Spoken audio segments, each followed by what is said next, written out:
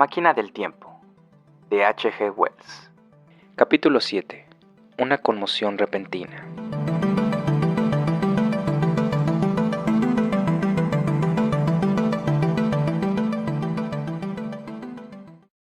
Mientras permanecía meditando sobre este triunfo demasiado perfecto del hombre, la luna llena, amarilla y gibosa, salió entre un desbordamiento de luz plateada al nordeste. Las brillantes figuritas cesaron de moverse debajo de mí. Un búho silencioso revoloteó y me estremecí con el frío de la noche. Decidí descender y elegir un sitio donde poder dormir. Busqué con los ojos el edificio que conocía. Luego mi mirada corrió a lo largo de la figura de la esfinge blanca sobre su pedestal de bronce, cada vez más visible a medida que la luz de la luna ascendente se hacía más brillante. Podía yo ver el argentado abedul enfrente. Había allí, por un lado, el macizo de rododendros, negro en la pálida claridad, y por el otro la pequeña pradera, que volví a contemplar. Una extraña duda heló mi satisfacción. No, me dije con resolución, esa no es la pradera. Pero era la pradera, pues la lívida faz leprosa de la esfinge estaba vuelta hacia allí. ¿Pueden ustedes imaginar lo que sentí cuando tuve la plena convicción de ello? No podrían. La máquina del tiempo había desaparecido. Enseguida, como un latigazo en la cara, se me ocurrió la posibilidad de perder mi propia época, de quedar abandonado e impotente en aquel extraño nuevo mundo. El simple pensamiento de esto representaba una verdadera sensación física. Sentía que me agarraba por la garganta, cortándome la respiración. Un momento después sufrí un ataque de miedo y corrí con largas zancadas ladera abajo. Enseguida tropecé, caí de cabeza y me hice un corte en la cara. No perdí el tiempo en restañar la sangre, sino que salté de nuevo en pie y seguí corriendo, mientras me escurría la sangre caliente por la mejilla y el mentón. Y mientras corría me iba diciendo a mí mismo, la han movido un poco, la han empujado debajo del macizo, fuera del camino. Sin embargo, corría todo cuanto me era posible, todo el tiempo con la certeza que algunas veces acompaña un miedo excesivo. Yo sabía que tal seguridad era una locura, sabía instintivamente que la máquina había sido transportada fuera de mi alcance. Respiraba penosamente. Supongo que recorrí la distancia entera desde la cumbre de la colina hasta la pradera, 2 millas aproximadamente, en 10 minutos. Y no soy ya un joven. Mientras iba corriendo maldecía en voz alta mi necia confianza, derrochando así mi aliento. Gritaba muy fuerte y nadie contestaba. Ningún ser parecía agitarse en aquel mundo iluminado por la luna. Cuando llegué a la pradera, mis peores temores se realizaron. No se veía el menor rastro de la máquina. Me sentí desfallecido y helado cuando estuve frente al espacio vacío, entre la negra maraña de los arbustos. Corrí furiosamente alrededor como si la máquina pudiera estar oculta en algún rincón, y luego me detuve en seco, agarrándome el pelo con las manos. Por encima de mí descollaba la esfinge, sobre su pedestal de bronce, blanca, brillante, leprosa, bajo la luz de la luna que ascendía. Parecía reírse burlonamente de mi congoja. Pude haberme consolado a mí mismo imaginando que los pequeños seres habían llevado por mí el aparato a algún refugio, de no haber tenido la seguridad de su incapacidad física e intelectual. Esto era lo que me acongojaba, la sensación de algún poder insospechado hasta entonces, por cuya intervención mi invento había desaparecido. Sin embargo, estaba seguro de una cosa, salvo que alguna otra época hubiera construido un duplicado exacto, la máquina no podía haberse movido a través del tiempo. Las conexiones de las palancas, les mostraré después el sistema, impiden que una vez quitadas nadie pueda ponerla en movimiento de ninguna manera. Había sido transportada y escondida solamente en el espacio. Pero, entonces, ¿dónde podía estar? Creo que debí ser presa de una especie de frenesí. Recuerdo haber recorrido violentamente por dentro y por fuera, a la luz de la luna, todos los arbustos que rodeaban a la esfinge, y asustado en la incierta claridad algún animal blanco al que tomé por un cervatillo. Recuerdo también, ya muy avanzada la noche, haber aporreado las matas con mis puños cerrados hasta que mis articulaciones quedaron heridas y sangrantes por las ramas partidas. Luego, sollozando y delirando en mi angustia de espíritu, descendí hasta el gran edificio de piedra. El enorme vestíbulo estaba oscuro, silencioso y desierto. Resbalé sobre un suelo desigual y caí encima de una de las mesas de malaquita, casi rompiéndome la espinilla. Encendí una cerilla y penetré al otro lado de las cortinas polvorientas de las que he hablado. Allí encontré un segundo gran vestíbulo cubierto de cojines, sobre los cuales dormían, quizá, una veintena de aquellos pequeños seres. Estoy seguro de que encontraron mi segunda aparición bastante extraña, surgiendo repentinamente de la tranquila oscuridad con ruidos inarticulados y el chasquido y la llama de una cerilla. porque ellos habían olvidado lo que eran las cerillas. ¿Dónde está mi máquina del tiempo?, comencé, chillando como un niño furioso, haciéndolos y sacudiéndolos a un tiempo. Debió parecerles muy raro aquello. Algunos rieron, la mayoría parecieron dolorosamente amedrentados. Cuando vi que formaban corro a mi alrededor, se me ocurrió que estaba haciendo una cosa tan necia como era posible hacerla en aquellas circunstancias, intentando revivir la sensación de miedo, porque razonando conforme a su comportamiento a la luz del día, pensé que el miedo debía estar olvidado. Bruscamente tiré la cerilla y, chocando con algunos de aquellos seres en mi carrera, crucé otra vez desatinado el enorme comedor hasta llegar afuera bajo la luz de la luna. Oí gritos de terror y sus piecitos corriendo y tropezando aquí y allá. No recuerdo todo lo que hice mientras la luna ascendía por el cielo. Supongo que era la circunstancia inesperada de mi pérdida lo que me enloquecía. Me sentía desesperanzado, separado de mi propia especie, como un extraño animal en un mundo desconocido. Debí desvariar de un lado para otro, chillando y vociferando contra Dios y el destino.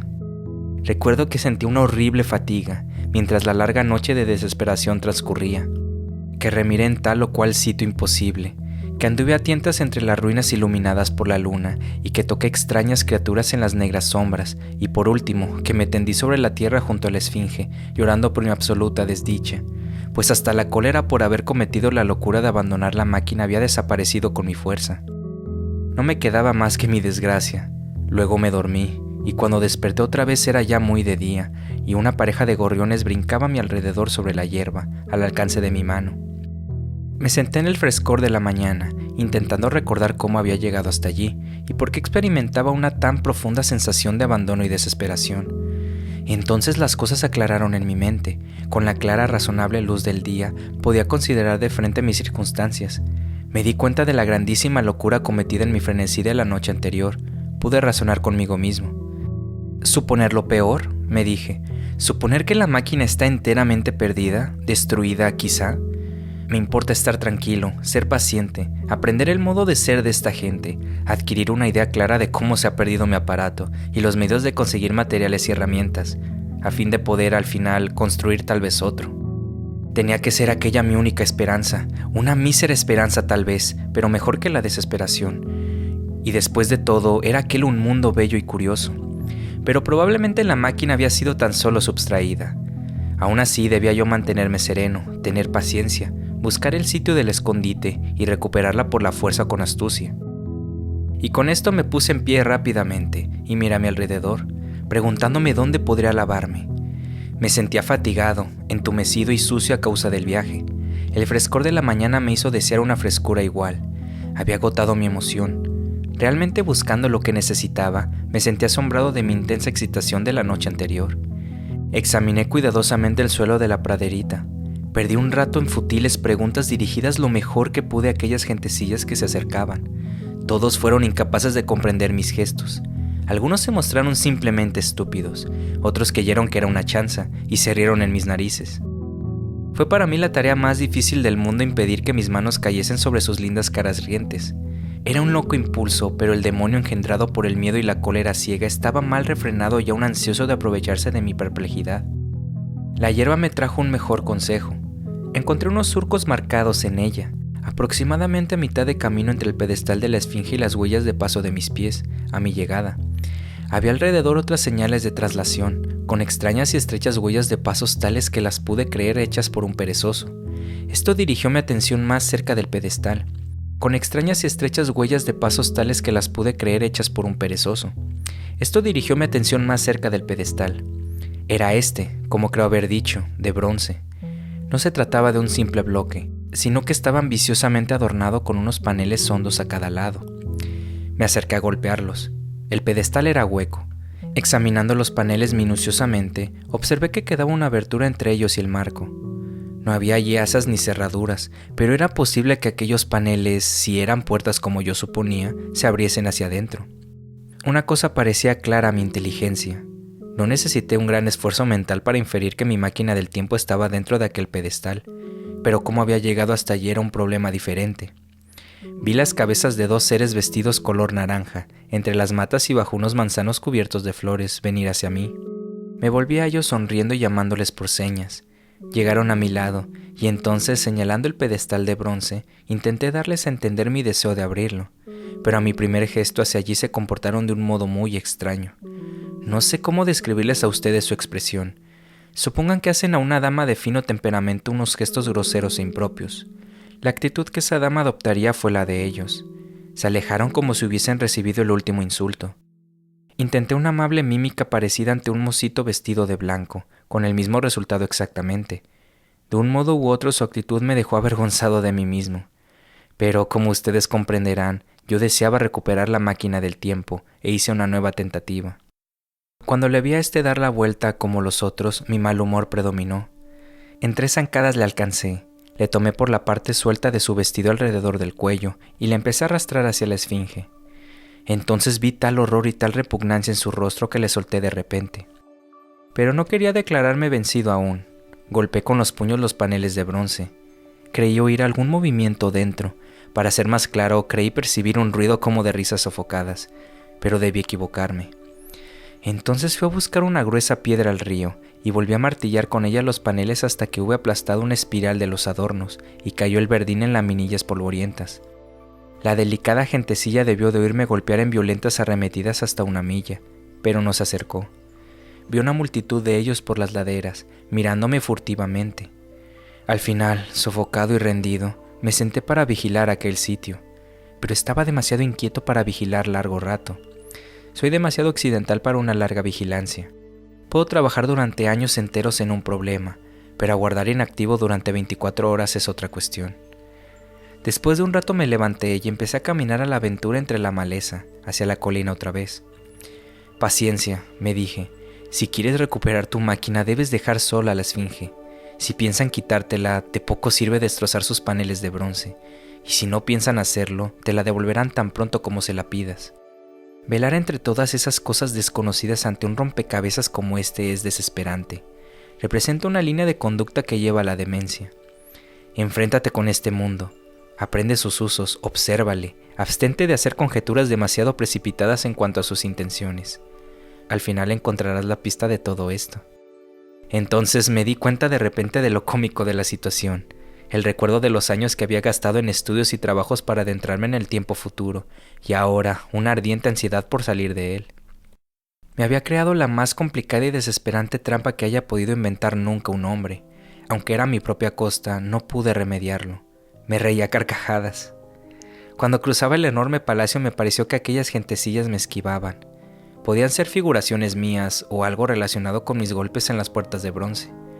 Estaba, sin embargo, casi seguro de que me rehuían, pese a lo cual tuve buen cuidado de mostrar que no me importaba y de abstenerme de perseguirles, y en el transcurso de 1 o 2 días las cosas volvieron a su antiguo estado. Hice todos los progresos que pude en su lengua, y además proseguí mis exploraciones aquí y allá. A menos que no haya tenido en cuenta algún punto sutil, su lengua parecía excesivamente simple, compuesta casi exclusivamente de sustantivos concretos y verbos. En lo relativo a los sustantivos abstractos parecía haber pocos, si los había. Empleaban escasamente el lenguaje figurado. Como sus frases eran por lo general simples y de 2 palabras, no pude darles a entender ni comprender yo sino las cosas más sencillas. Decidí apartar la idea de mi máquina del tiempo y el misterio de las puertas de bronce de la esfinge hasta donde fuera posible, en un rincón de mi memoria, esperando que mi creciente conocimiento me llevase a ella por un camino natural. Sin embargo, cierto sentimiento, como podrán ustedes comprender, me retenía en un círculo de unas cuantas millas alrededor del sitio de mi llegada.